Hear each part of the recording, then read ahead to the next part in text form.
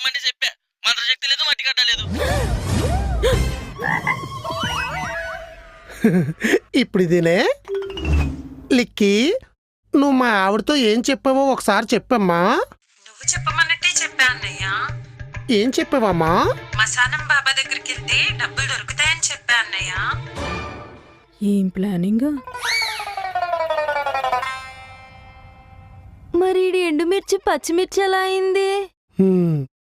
ఆడే డబ్బులు కొట్టేయాడు కాబట్టి అయింది.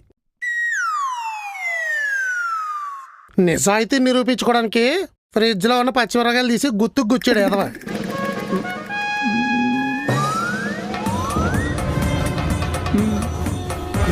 నిమ్మకాయకు బదులు నీ తలకాయ గుచ్చాల్సింది. ఈ రోజు నా దినం పెట్టేస్తుంది ఇవిడ. అమ్మని అమ్మ ఏరా ఎండింది మళ్ళీ పండుద్దారా?